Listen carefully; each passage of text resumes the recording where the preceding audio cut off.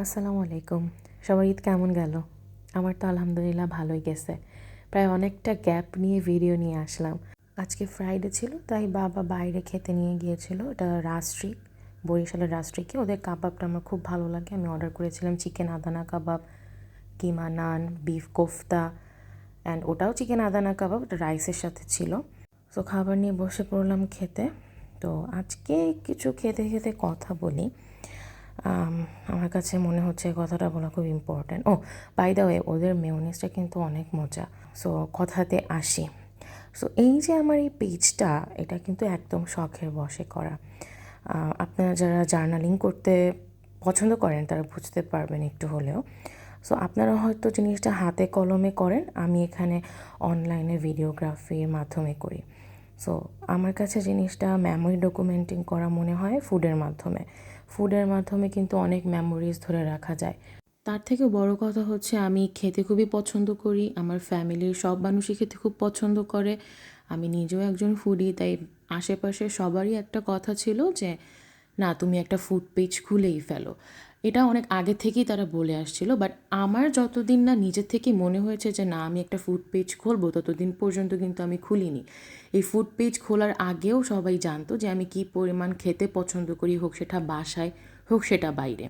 তো আমার যখন নিজ থেকে মনে হয়েছে যে না, আই শুড ডু দিস, তখন আমি একটা ফুড পেজ খুলি। যখন আমি বুঝতে পারলাম যে না, আমি এটা মেনটেন করতে পারবো, তখন আমি এই সিদ্ধান্তে আসি যে না, আমি একটা ফুড পেজ খুলবো। And here I am. আমি ফুড পেজটা খুলেছি, চালাচ্ছি, ভিডিও দিচ্ছি, বাইরে খাবার খাচ্ছি, সেটা দিচ্ছি। আমার কাছে জিনিসটা তো বললামই, মেমোরি ডকুমেন্টিং করা ফুডের মাধ্যমে।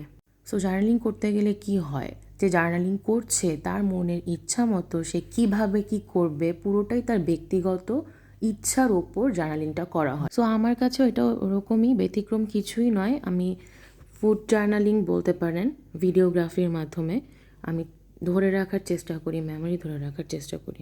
সো ব্যাপারটা একদমই আমার ব্যক্তিগত সিদ্ধান্ত, আমি কখন ভিডিও করব এবং কখন করব না।